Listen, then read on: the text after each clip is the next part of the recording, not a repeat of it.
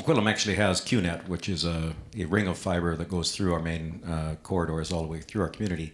And we were one of the first communities in Canada to be able to establish that. And now it is going on. I'm glad that Port Moody's connecting to it. The school district is now going to connect high schools, beginning with high schools, but eventually all of their schools, so that they'll have that enormous throughput for the next generation to learn that you don't have to wait so long for a download. The options that presents to communities, to business, is enormous.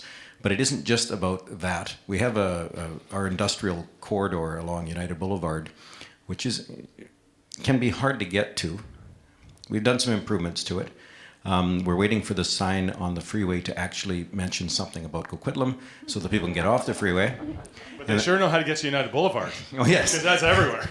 United Boulevard. You're coming upon United Boulevard. I think I can only imagine that Hard Rock could have changed their name to Hard Rock United Boulevard, and they'd have been better off than with Vancouver. But because it's all over the freeway. But we're going to get all of those improvements. The transportation improvements that are going into Coquitlam now are more per capita in investment in Coquitlam than in any other community in Canada. We have certainly a $3 billion bridge and a Highway 1 corridor, which that entire corridor moves about 20 lanes east and west of traffic through Coquitlam that originates across the river and up on both sides of the river up to the east and ends up in Vancouver, Richmond, and such. And so those kinds of opportunities allow our industrial park and United Boulevard to be the center of the Lower Mainland, about 30 minutes from anywhere in the Lower Mainland, and similar advantages that Port Coquitlam and Port Moody have.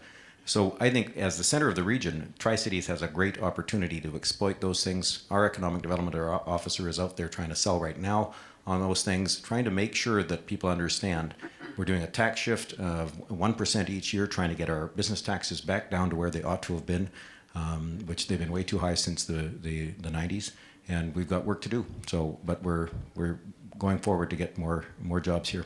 And appreciating that politicians are typically extremely verbose, we're asking for this one to be condensed into 20 seconds. We're asking for you to provide the elevator speech as to why I should look to relocate my business to your city. I have a small business, 50 employees. I'm looking to purchase land and create an opportunity for these folks to work here in good paying jobs. 50 employees, you've got 20 seconds as the number one salesperson in your city as to why I should be there. You know, we have this question a lot in Port Moody. We're on a SkyTrain line very shortly. We're located around great recreation services. We have affordable commercial land. We have some of the best property taxes for commercial businesses. We have opportunities for people to live in this community and work in this community. And we're close to a lot of other things. Thanks, Mike. It's all those other things that we'll learn more about later. Mayor Richard Stewart. Fiber optic connections, we have an incredible business community already, but we also have a great many things to offer the residents. Best environment to live in, affordable housing, and ultimately a really compassionate team at City Hall that wants to make your business successful. Thank you, Richard. Right in the middle of the Lower Mainland. and a really good mayor. Hit the bell. Hit the bell. There we go. All right, Mayor Greg Moore from Port Coquitlam. I can finish off Richard's time. Yeah, sure. And it's next to Port Coquitlam. Port Coquitlam is a wonderful community, home of Terry Fox, a really small town charm with big city connections. Your business here has a competitive tax rate, has good employee base, has the ability for employees to live, work. We have some of the most cost-effective housing in the region. Here we have a fabulous Chamber of Commerce that will get you connected to other local businesses so that you will succeed, and that will be the benefit to your business. And Mayor Moore, what's the full name of the Chamber of Commerce? The Tri-City Chamber of Commerce. There you go. Serving all 5 communities. We have a question from Martin from Share Family Services. Actually, tonight I'm going to talk as chair of the Economic Development Committee for the Chamber, which is a newly established group. Glad to hear all the questioning and interest about economic development. Certainly it's an interest that I have too, even though I work for Share. I have a background in doing economic development, strangely enough. One of the things that I'd like to hear a little bit more about. I'm not going to mention amalgamation there, I just did. So we get that out of the way. I'm not talking about amalgamation, but we were part of a group that was trying to bring thinking together around setting priorities in the Tri-Cities, unsuccessfully, obviously. Part of what we saw in our group was that if we brought our resources together in the three major Tri-Cities, that we saw greater opportunity to achieve some greater results. So I look particularly at economic development, and I note in the 2006 census, 79% of the residents of the Tri-Cities went somewhere else to work. So they left the community and they went wherever they went. If we put a dent in that number, you don't need all the transit. You don't need all of the huge investments that we're making because people can stay within community. And I think if you want to do something for quality of life that's good for the economy and good for the people that live in our communities, this is the single biggest challenge we've got. How do we grow our own base? How do we work together and take the small resources that we admittedly have in economic development, pool them? Because for me, a win in Port Moody is just as big a win for POCO as it is for Coquitlam and all the way around. If we can create good jobs in any of these three wonderful communities, I think it's going to be good for everybody. And I would encourage you to find ways to pool these resources, to get creative, to think outside of municipal boundaries and come up with a unified approach to economic development. We do work together quite well. You can see how we joke together. We get together once a month to make sure that we are working together, and any issues that are coming up we talk about, and we talk about informally. The Chamber brought forward the mobile business license and working together on that. Now that's implemented, and let's hopefully that takes off a little bit faster than it has so that we can look in other areas as well. I might disagree with you about economic development and going out to get businesses to attract them to POCO. I'm not sure if the city is the best person to do that. Maybe as a sub-region we can do that. But I got to tell you, if I can create a good tax base, if I can get good, happy businesses, they'll be my best salesperson to attract business to Port Coquitlam. If a big company, if Cisco wasn't in Port Coquitlam and they were looking to locate, I'm probably the last guy they're going to come talk to. They're going to go talk to the province first to look for tax breaks there. They're going to go talk to probably the chamber a little bit. They're going to look at the tax ratio. They're going to look at unionization rates. They're going to look at employment rates, housing prices, yada, yada, yada. And then they're going to knock on my door and go, hey, we're going to come to your community. Can you help us get a rezoning process through fast? And we're going to be so excited. We say, absolutely. So, I used to do economic development as well. And the acronym that Mike talked about, for us, it's about retention and creating a great business environment and cooperating. If a company comes and wants to build something that isn't appropriate for POCO, I'll send them down the street to Coquitlam where it makes more sense in the town center. And I would hope that, I know these other guys would do the same thing. So, I think we're doing it that way. Well, it's almost the same. I mean, ultimately, this has been a whole lot more of a pleasure than I thought it would be when I was running for mayor. I've lived in Coquitlam all my life. And the typical way it was Tremblay and Socorro fighting on one border. And I mean, it was just, we didn't have the kind of cooperation. And Mike actually joined the team 4 years ago. He's a breath of fresh air. Absolutely wonderful to have him on board as a councillor first. It's been a year and a half. I'm not sure why. As a year and a half as mayor. Seems like it's been but 4 years. I got to tell you, but part of that was because Mike and us were talking 3 years ago and such, and we ended up with I think a real synergy around how community can work together. There's still going to be competitiveness and still going to be those kinds of challenges, but ultimately I think the Tri-Cities needs to do more together. I think, and we have an economic development officer and an economic development office, partly because our size permits it.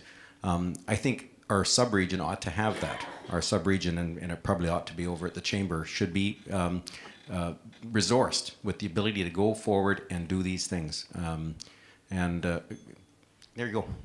I'm trying to figure out a couple keywords to slide in. As the host of the only Tri-Cities radio station, I guess we could make a plug for that for local business. But I'll just echo a little bit about what both CKPM 98.7 FM. 98.7. What both Richard and Greg have said, though, I think what we can't do is we can't be fighting with each other and competing with each other. And my goal, dealing with Mike Hind and the crew at the Chamber, has been to drive up the number of Port Moody businesses that are members of the Chamber, because 5 years ago, 6 years ago, that number was teetering, between zero and a little bit more than zero.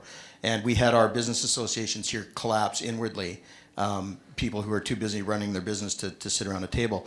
And we need to support the Chamber so the Chamber can support those businesses. And that is a Tri-Cities organization. So we've got a built-in mechanism of doing that and doing it cooperatively. And the other items that I've already mentioned, we're trying to reshape this community for the new reality that we live in. We're not a heavy industry town anymore, and we need to keep that transition moving. And it's not overnight, and it's not easy, but it's happening. Hello. Hi. This question is a bit on the theme of tonight, back with Mark earlier saying buy locally, and with Marty's question about working locally and supporting businesses, as Greg said earlier. Has the three of you gotten together to take a look at creating a resource where employees or residents of the Tri-Cities can place their resumes so that employers in the Tri-Cities can pull from there? I service a lot of commercial clients, large employers, mostly in Coquitlam and Port Coquitlam, that have all asked me that question. And I quite frankly, I don't know what the answer is. They just go to Job Shop. Well, no, but they want Tri-City residents as their employees. And whether or not the Tri-Cities has something like that or look at something like that to create that kind of resource. Richard, do you want to start with that? Yeah, it sounds like a great idea, although I wonder how you'd be able to police it, because I could imagine even someone in Surrey realizing there's a special group out in Coquitlam that keeps getting hired over in the Tri-Cities. But I think that's a great idea that the Chamber of Commerce should do. You know, the city's wandering into the private business marketplace is fraught with issues that I don't think that, you know, we would want to go into willingly. The services are out there, they're being provided, so we don't want to get into competing with private business for what they're doing on the employment side. It's something interesting. I'll contemplate that as I'm riding my bike home today.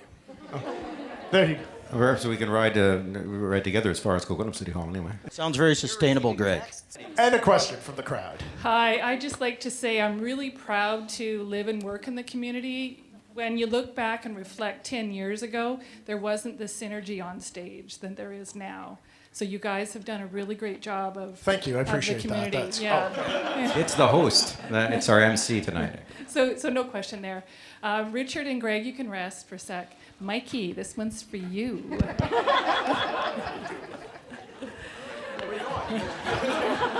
This is what happens to me all the time. They just run away. This is the 30-second commercial break for the other two. So yeah, you got the solo now.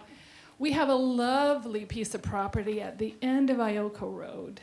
Beautiful, sunny day, wonderful green pastures. Where do you stand in supporting an initiative to retain that property and having Ioko turn that over to the city so that it can become our Stanley Park? Traditionally in an arrangement like that, you would have a developer coming to the city saying, we've got something, you want something, let's make a deal. Burt Flynn Park was dedicated by the city of the day saying to the developers, we'll give you density in the town center if you give that land to the city and dedicate it as park. And that's how it happened. The Ioko Imperial Oil Company isn't probably likely to willingly just skip down to City Hall and say, we want to give you 87 acres of land. They're going to want something probably in return for it. That may be money, or it may be some sort of a zoning deal or some sort of land swap. The position of the land that I think you're probably referring to is the Mossam Creek side and not the refinery side. On the Mossam Creek side right now, it's zoned in a particular zoning that allows one house for every 10 acres. It's virtually undevelopable by them. And I would anticipate that should they move forward with any plan to develop, they will be looking to make a deal on that land, and the city would be an active participant in that conversation should it happen. And is there a follow-up? Yeah, I'd just like to say that my personal mantra is ask for what you want, because if you don't ask, you don't get. And I'll say there's very seldom a time that I'm ever told no. So ask for what we want collectively as a community, Mike. And you'll have a lot of people standing behind you on that. We have to be careful on private land, on development permits and things like that we're not seen to be, devaluing their land or doing things through zoning or other things that aren't appropriate. But we can work with the developers on modeling out what they think they might want versus what we might want. But they're not anywhere near that stage right now, honestly. And certainly we would be supportive of the Mossam Creek people who have approached Imperial Oil already, and we would stand behind their idea. Okay. But it's not our offer right now. That's them talking to them, which is a lot easier for us than if we were going to them. Because if Okay. we went to them directly, they're going to want something in exchange. Two stories on the front page. One was from the group who's going to give me an extra large black shirt and a guitar signed by all the guys of the Ramones. But not that story from the Hard Rock Casino here in Vancouver, Columbia, or Coquitlam. But nonetheless, by-elections. We're hearing a lot about that. We saw a little bit of back and forth on social media between Mayor Richard Stewart and Mayor Clay today. So I guess we'll start with Richard on by-elections. What is your opinion? And the question from Twitter is, what is going to happen? And if it's not an election, why not? Every 3 years, it seems. Well, every 3 years we have a general election, and it seems every 3 years we also have a midterm by-election in Coquitlam. We've had 2 of them each of the last 2 terms, and now we're going to have another one, or at least we have vacancies midterm. They're expensive. By-election costs about $150,000. And we have very low voter turnout. The last just simple by-election question was about 5% turnout. We managed to get it up to about 7% by adding in some referendum questions the next time we had around, but it also raised the cost of the by-election. And it's expensive, and we get low voter turnout. So every single time, council has virtually unanimously requested the province, could we please find another solution to this? This is not working. And quite frankly, I support those that go on to other levels of government. I want people with local government experience going to the federal, going to the provincial. Having Finn with knowledge of Coquitlam, knowledge of our council table at the federal table, I think is very, very helpful. And now we have 2 councillors that have gone provincial, Councillors Robinson and Reamer. So our challenge is, what do we do? It's about $310,000 is the total package. If we have a by-election, we'll be paying $310,000 more. And if we don't have a by-election, we'll save that $310,000. And the result would be a new councillor or 2 new councillors in November, sworn in, because that's about the earliest you can have a by-election is in October. And they'll serve for about 11 months, and then we'll have another general election. So my own preference is, there's way better things we could do with $310,000. Those 2 council members will cost about 3 times what the other councillors cost by virtue of their cost per month, if you will. Essentially, those 2 councillors cost the same as the rest of council, just for the 11 months. So it's a big challenge. We're actually going to have the decision, though, on Monday night, and I know that one of the council candidates has started some website and stuff and trying to encourage us to go one way, and I know there's lots of citizens that are trying to encourage us to save the money. So, Right. Thank you, Richard. Is there a question over here? The recent Hotelgate fiasco, seemingly overblown by one councillor as it was, did shed light on the issue of transparency of expenses. When the Chamber went to look into expense lines and budgets, there was a fair bit of difficulty finding that. So are you satisfied with your city's level of transparency as it pertains to budget line items and access to information by the public? And if not, what specific amendments would you make in your city to ensure that the public has access to information on the budgets?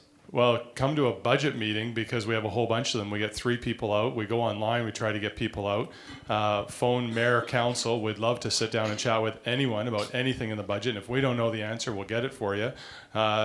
Heck, I'll even bring my director of finance out to the meeting if you want to come out to it. On our expenses, we report them out once, if that's the specific aspect you're talking about. We report it out once a year. I think we need to, we chatted about it in the past, and I think we need to bring it back up. I think we need to report out more frequently and be more detailed in what those expenses are, right? So my expenses last year, I don't know, were just over $5,000, but you really don't know what that's for, right? I can tell you it was to go to a couple mayor's conferences and lunches and that sort of thing with these guys and others. But I don't see why we don't. Vancouver does it. You can go there on a monthly basis. You can see how much Councillor X paid for a taxi, paid for this, paid for that, and that sort of thing. And if that's important to people, you could ask for it. We can give it to you, but why not just put it up online and fill your boots? A question, Greg, just to ask as well. What about using social media and live streaming such budget meetings? Is that something that your city is doing, or it's something you consider doing to get more engagement? Well, we use social media all the time for budget stuff. We're putting questions up there all the time about different things to do with our budget, and we get more response on social media than we do people face to face. If people got more suggestions on how we can do it, yeah, we live stream them, and I suspect there's probably not that many people that tune into a budget discussion. I probably wouldn't if I wasn't there. But I think we're all open to, if you can figure out better ways for us to have budget discussions. At Metro Vancouver, we went around and we said that we would bring the Metro Vancouver budget to all the different Chamber of Commerce or boards of trades around the region. 4 picked up on it. That's all. 4 chambers and boards in the region wanted to talk to Metro Vancouver about their $1 billion budget. So, I'm looking I'm looking for suggestions on how we can do it better. Craig, just last question before we move on. You said Metro Vancouver Regional District. What's that acronym? What are those 4 letters? The greatest place on No, earth. the 4 letters that make up that acronym? MVRD. There you go, thanks. Yeah, Richard, would you like to answer that on the budget question? Well, it is one of the frustrations, and actually Janice will actually report it every year. We have a public consultation process. We have cookies, we have pastry chefs, we have daycare, we have anything to get people out to the public consultation process. And both of the people that show up, no, there is a couple of dozen, and they sit through processes. We have this year this time we did our town hall meeting with tweeting and we did allowed questions on Facebook, Twitter, email, and one other text, I think. And we got about more than half of the questions that came in were through the electronic means, through social media. But nonetheless, we had engaged, I think, 75 people out of a community of 130,000 people. At any time, we struggle to try to get more citizen engagement. We've put all of our council committee meetings, public hearings, everything live streamed and archived, chapterized, so that you can find your item, go online. It's all there. All of our budget consultations are online. Our town hall meetings are now online, streamed, and I'll still hear at the end of a 2.5-year process on the Austin Heights Business Improvement Association's initiative, which was to reestablish and rejuvenate Austin Heights. 2.5-year process, Janice put on the front page of the newspaper 18 times with pictures of high rises and the whole bit, and we get through it, we pass it unanimously, and then the first public hearing comes up for Beatty's Tower, and people said, "What? A high rise?" Very good. Yeah, just back, I mean, Dennis, honestly, there isn't a more open budget process than municipal government. Our budgets are online, line by line. You can go through the budget. You can get it, every detail of every line. Our meetings are open to the public when we talk about our budgets. Very, very little, unless it's a direct staffing issue, is in a closed meeting. And by direct staffing issue, it has to actually be when you're talking about removing or eliminating a position. Everything else is out there with the cookies and the pastries and the conversation. And on the expenses, I mean, first of all, council expenses really are a joke. For the overall budget of a city, the expenses of your mayor and your councillors and what they spend going to conventions and stuff is, Coquitlam's case, is probably 1/1000th of 1% of their budget. Like, find something bigger to worry about. They did $25 million worth of paving around the town center last year. Criticize that, but going after those things are. But they're also easy. I by fluke was standing in City Hall. A guy came up to the counter and said to our clerk, "I want to see the councillor's expenses." And she said, "Oh, okay, which one?" "All of them. I want all of them. I want everything you have." So she said, "Oh, okay, I have that right here." Because we were right in the middle of doing our financial disclosures. He said, No, I want the whole thing, not just the crap you give to the public. And she said, "This is everything.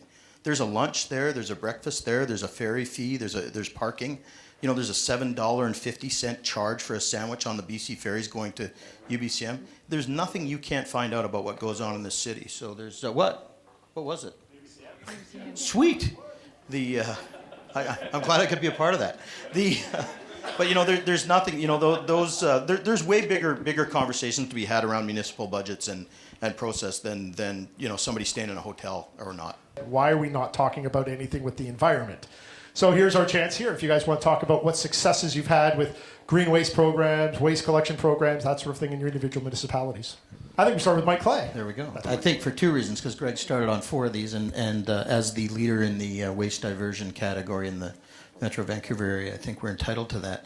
Is it waste diversion or waste collection? Waste diversion. So not waste collection. So if you were to say the words waste collection.